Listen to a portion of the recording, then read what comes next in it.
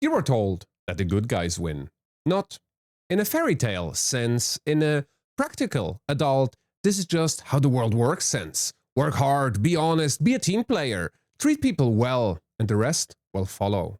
And then you watched someone who does none of those things get promoted, build a following, close the deal, take credit, and win at life. And the explanation you were handed was they got lucky, the system is broken, it's just not fair. All of which may be true, but none of which is actually useful, because it keeps you from looking at the outcome without ever examining the mechanisms or achieving your version of this success. Today, we examine this mechanism. Because you cannot protect yourself from a game you don't understand, and you cannot make use of the tools that would actually serve you if you've been told all your life that these tools are morally off limits. This is a video many people would be hesitant to make, because it is easier to tell you to trust the process and to give in to the system than to show you clearly and honestly, with the research to back it up, exactly how certain personality traits function as structural advantages in the system that you have to operate in every day. So, let's talk about the Dark Triad. My name is Fabian, I'm a psychologist, and this is the Control System series where we map the mechanics that keep you stuck and hand you the tools to understand them clearly enough so you can do something about it. In the first video, herd morality and the conformity instinct, the philosophical and societal machinery that turns independent thinking into a liability. Video 2, the free will advantage and self-determination theory. What happens to you when your sense of agency gets systematically eroded? And video 3, you're watching right now, is about the people those systems were never designed to contain, and what this tells you about the systems themselves. If you haven't watched the first 2 episodes of this series, the links are in the description. Check them out after this one. Let's get started. What is the Dark Triad? In 2002, psychologists Delroy Paulus and Kevin Williams published a paper that named something that researchers have been circling for years. They identified 3 distinct personality traits that consistently appeared together. Not always, not in everyone, but frequently enough and consequentially enough to treat them as a cluster. They called it the Dark Triad. The 3 traits: narcissism, Machiavellianism, and psychopathy. Before we go any further, it's important to understand that these are not the same as the clinical disorders that share their names. We're not talking about narcissistic personality disorder or clinical psychopathy in a forensic sense. We are talking about subclinical traits, measurable personality characteristics that exist on a spectrum in the general population. Most people have some of each. The question is always the degree, the context, and the combination. It is a study of traits that are, in specific environments, under specific conditions, extraordinarily effective. And that effectiveness is precisely what makes them worth understanding. The reason these 3 traits appear together more than chance would predict is not coincidental. They share a common psychological core, what researchers sometimes call dispositional callousness, a reduced weighting of other people's experiences in your own decision-making, as in low empathy, little guilt or remorse, and very little concern for other people's feelings. Not zero, a reduction. In practical terms, where most people experience a significant internal friction when acting in self-interest at others' expense, guilt, anxiety, social discomfort, Dark Triad individuals experience that friction at a much lower intensity. And in environments that reward outcomes over processes, results over relationships, and visibility over actual substance, that different perception is a competitive advantage. That's what the research, and arguably the modern world, show consistently. The 3 character traits of the Dark Triad are not the same, and it's important to distinguish them, because they operate differently, they're expressed differently, and the advantage they confer are different in kind. Narcissism is about the self, specifically an inflated and defended sense of it. It drives behavior oriented towards status, visibility, and admiration. Machiavellianism is about strategy, specifically strategic use of other people. It drives behavior oriented towards positioning, leverage, and the long game manipulation. Psychopathy is about emotional architecture, specifically a reduced responsiveness to fear, guilt, and others' distress. It drives behavior oriented towards risk tolerance, decisiveness, and imperviousness to social pressure. They overlap, they interact, but they're not the same thing. And treating them as interchangeably leads to a fundamental misunderstanding of how each one of those actually functions. Let's take a closer look at those three traits. Narcissism. Narcissism in the research literature is not vanity. It's not selfishness in the ordinary sense, and is empathically not the same as confidence, though the two are frequently confused. It's a personality orientation built around three interlocking components. The first is grandiosity, an internal sense of being exceptional, special, and fundamentally different from ordinary people. Not just confident, superior. The second is entitlement, the belief that special treatment, recognition, and reward are not things to be earned, but things that are owed. That the rules governing other people's behavior do not apply in the same way. The third is a diminished capacity for genuine empathy. It's not a total absence, which is a common misconception, but a functional reduction. Narcissists can read other people's emotional states with considerable accuracy. They just don't care very much. So here's what research shows about narcissists in professional and social environments and how this functions as an advantage. They make extraordinarily strong first impressions. Studies on narcissism and social perception show that narcissists are reliably rated as more attractive, more competent, and more natural leaders in initial encounters by people who have no information about their actual competence. The confidence, the eye contact, the lack of self-doubt, it reads as capability. More often than not, they're not that capable at all. But in environments where first impressions determine opportunities, like big corporate, they don't really need to be. They are exceptionally effective self-promoters. Not in a clumsy, obvious way, in a structurally sophisticated way. Narcissists understand instinctively that visibility and credit-taking are currencies, and they manage those currencies actively. They make sure that the right people know about their contributions. They position themselves at the center of successful narratives, and they create and maintain a personal brand. They perform under observation. Studies show that narcissists don't just feel superior, they perform better when they're being watched or evaluated. The presence of an audience activates something, which means in high visibility environments, presentations, interviews, performance reviews, or public-facing roles, they function at a level their actual underlying competence may not justify. They recover faster from failure. Because narcissists defend their self-image against external threats, setbacks don't affect them in the same way. Where someone with the, let's call it, normally calibrated self-image might spend significant time and energy processing a failure, integrating it, questioning themselves, the narcissist externalizes the cause, preserves the self-concept, and moves on. This is not necessarily healthy in any deep sense, but it is fast. In environments that reward momentum, money is time, being fast matters. So how come the systems that we all have to interact with have a hard time containing people with narcissistic personality traits?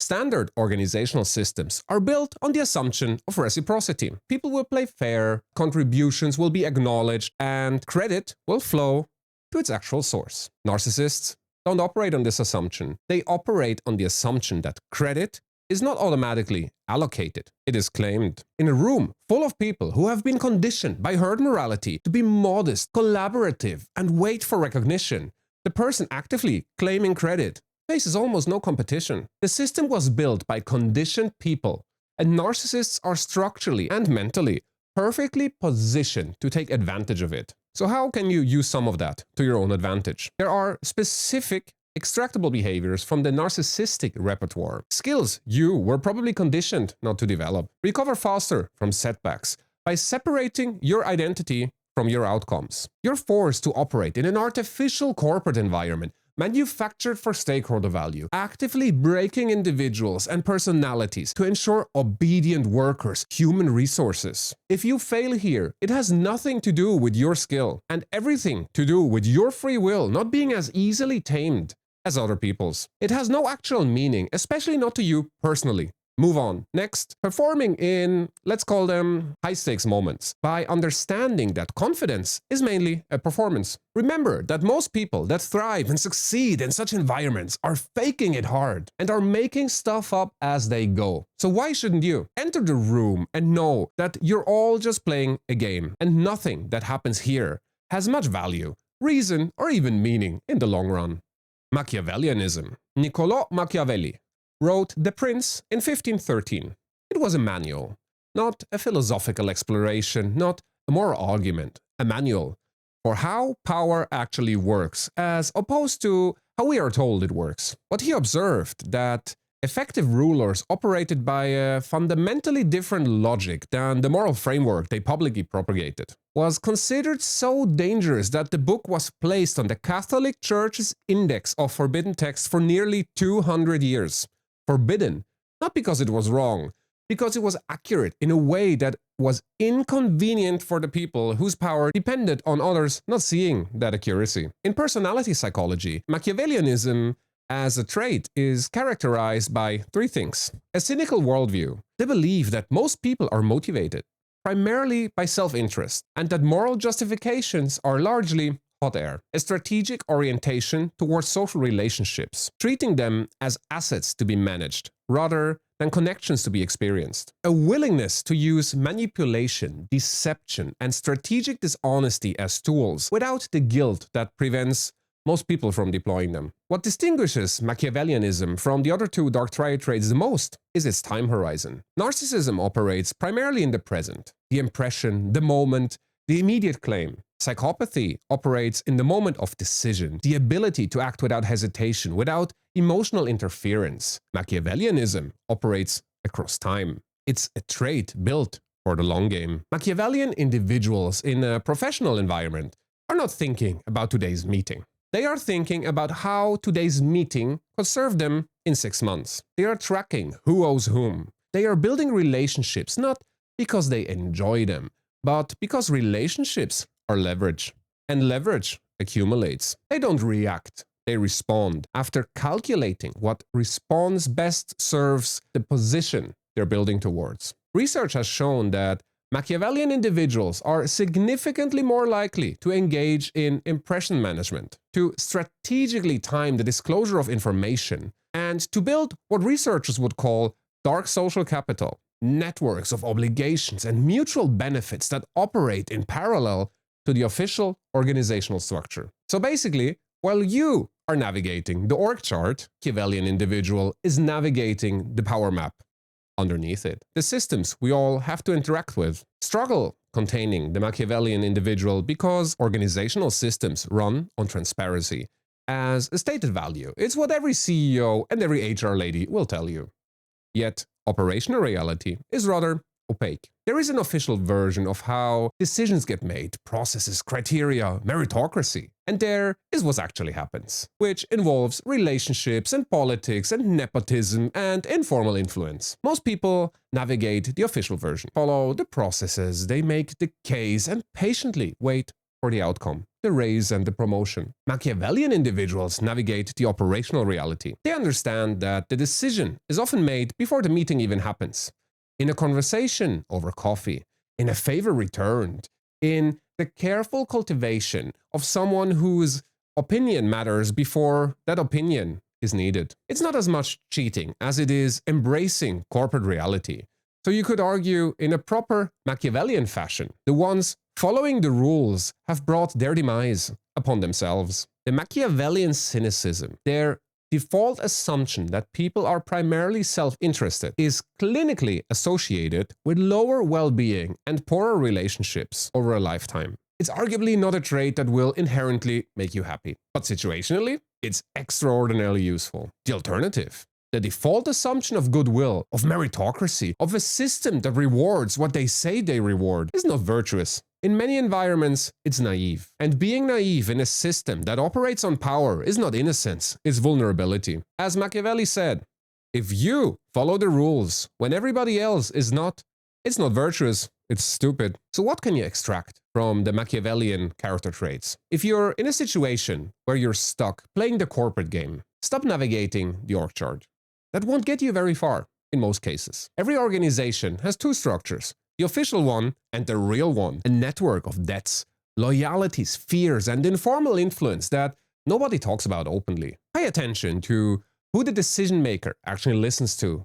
Not who's supposed to have an input. Who do they actually change their mind for? Who gets their calls returned the same day? Who gets consulted before the meeting happens? So the meeting itself is just a theater. Find those people. Understand what they value. Make yourself relevant to them because you need them. Most people walk into political environments armed with good intentions. The Machiavellian walks in having already identified who matters, what they want, how to be useful to them. And that's not manipulation, that's preparation. And the fact that nobody told you to prepare in this way, not an accident. The Machiavellian treats information as currency, and so should you. Not in a hoarding sense, in a strategic sense. What you share, with whom and when. These are decisions, not reflexes. Most people operate on a default of transparency. They share what they know when it seems relevant, without thinking about what that sharing costs them, what it gives to the other person. Stop doing that. Ask yourself before you speak, does sharing this information serve me? Does it serve the relationship in a real way? Or am I just filling silence and handing somebody leverage I didn't mean to give them? Equally, pay attention to what other people don't say. The agenda item that never gets raised, the name that nobody mentions in a meeting where that name is obviously relevant, the question that gets answered with another question. Silence and omission are data. Zero is not nothing. Most people are so focused on processing the content of what is being said that they miss what's being avoided. Read the avoidance. That's where real information lives. Psychopathy. Of the three dark traits, psychopathy is the one most distorted by cultural mythology.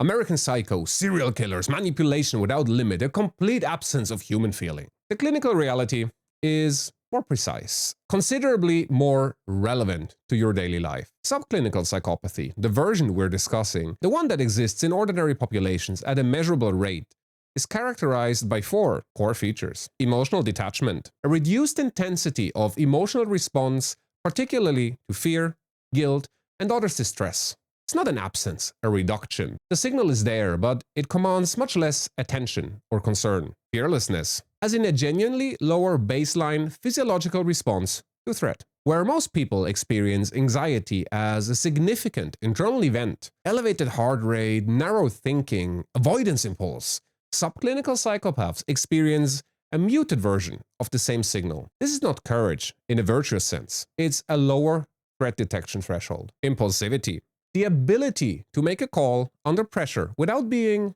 paralyzed by the emotional weight of that decision. And reduced social anxiety, a significantly lower sensitivity to social disapproval, social rejection, and the opinion of others. In his research, Kevin Dutton discovered that certain professions show significantly higher rates of psychopathic traits compared to the general population. The list includes surgeons and lawyers and special forces military personnel and emergency first responders. And at the top of several studies, CEOs. These environments select for specific psychopathic traits that are genuinely functional in those contexts. Surgeons who can operate on a child without their hands shaking from empathic distress. Lawyers who can hold a difficult position under social pressure without threat response, shutting down their cognition. The executive who can make a decision that will cost people their jobs without being incapacitated by guilt. These are, for the most part, arguably not admirable traits in a human sense, yet they are very effective traits. And here is where it becomes directly relevant to you. The environment that produces burnout in conscientious, empathic, high-performing people are frequently the same environments that reward psychopathic emotional architecture. Not because the psychopath is better, because the psychopath is less permeable. And permeability to others' urgency, others' distress, others' expectations, and others' disappointment is precisely what makes capable people burn out. Empathy is treated in pretty much any context as an unambiguous virtue. More of it is always better.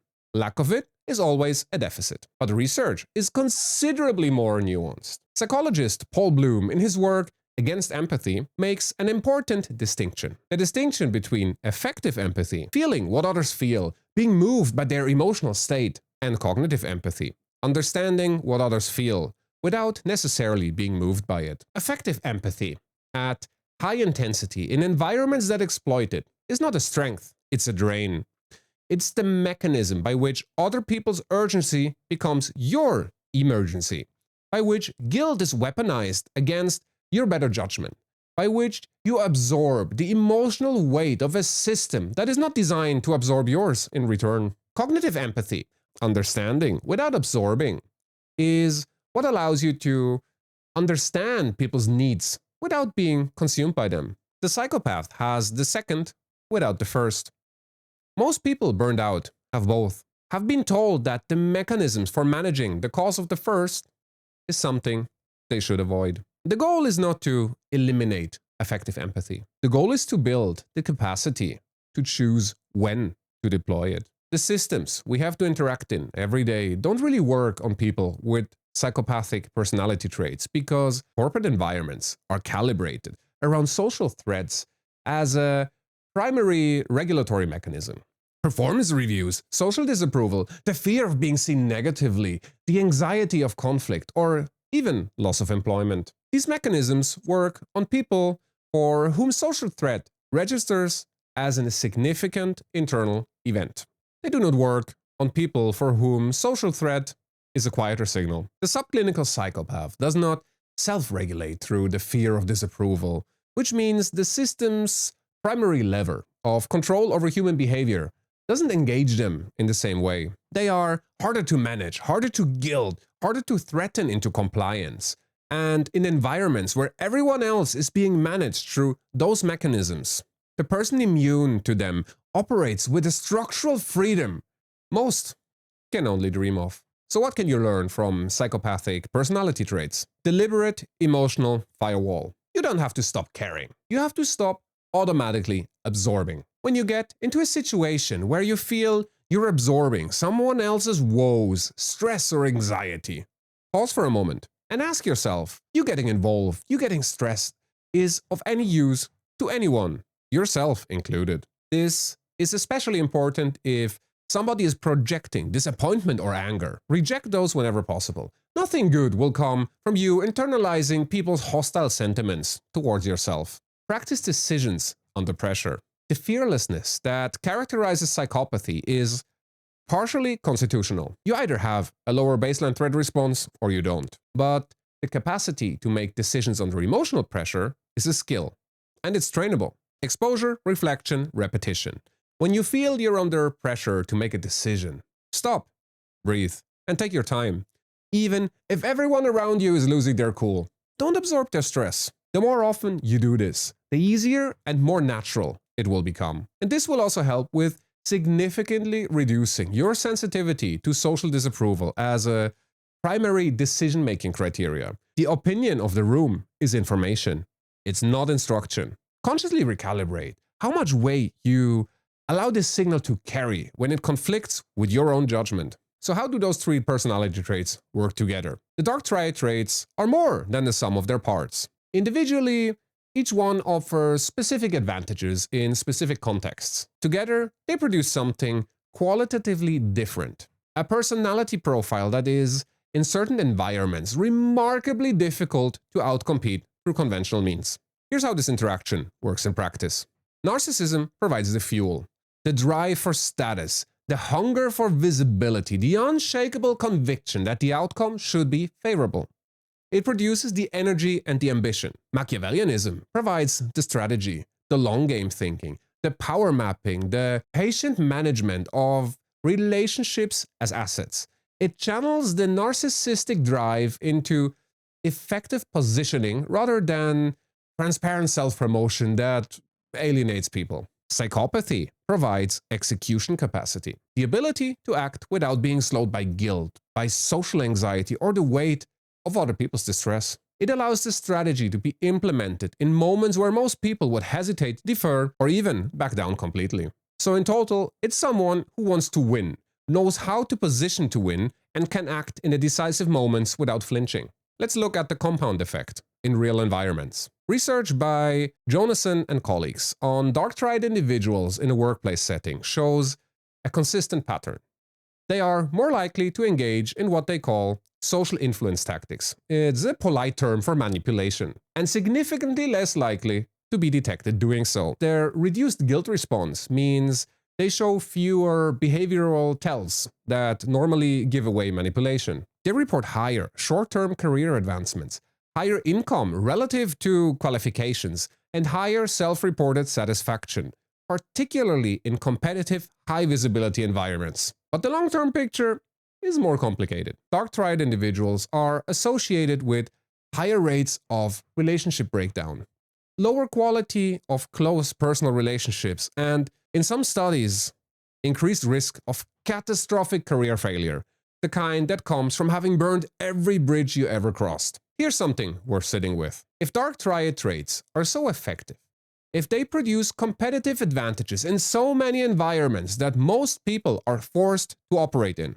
why does the system work so hard to stigmatize them? Why are the traits of independence, strategic self-interest, emotional detachment, refusal to be guilt-managed treated as moral failings rather than as skills? Go back to video 1.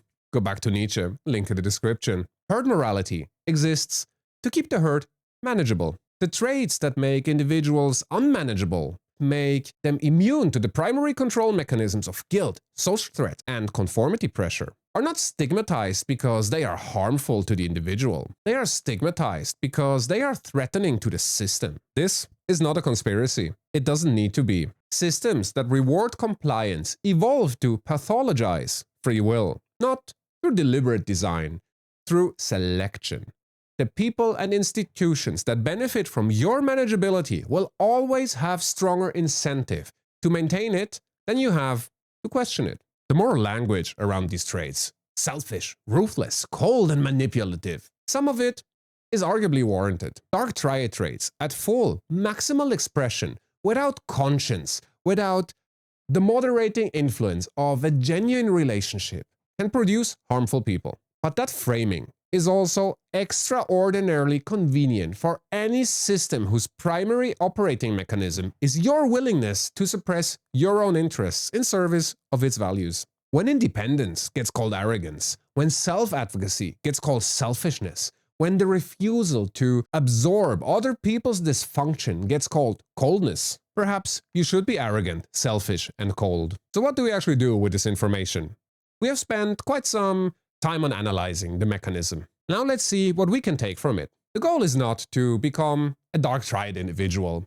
This is not the switch you can flip. The default profile, without conscience, without genuine human connection, without personal values, produces a version of success that most people, on reflection, don't really want. The research on long-term outcomes for high dark triad individuals is not flattering in the dimensions that actually matter to quality of life. Being stuck playing the corporate game pretty much forever because it's the only thing you're good at is not freedom. The goal is to extract specific capabilities from each trait and integrate them consciously in a way that serves your autonomy and your free will. From narcissism, we take the separation of self, so you can recover faster from setbacks.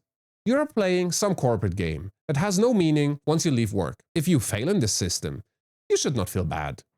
You should almost feel proud to have the drive for free will this strong. From Machiavellianism, we take strategic clarity. Learn to see the room you're actually in, not the room you're told you were in. Understand what the system actually rewards as distinct from what it says it rewards. Extend your time horizon. Build relationships that compound in value over time, and develop the ability to assess situations, including uncomfortable ones, with clear eyes rather than through the softening filter of assumed goodwill.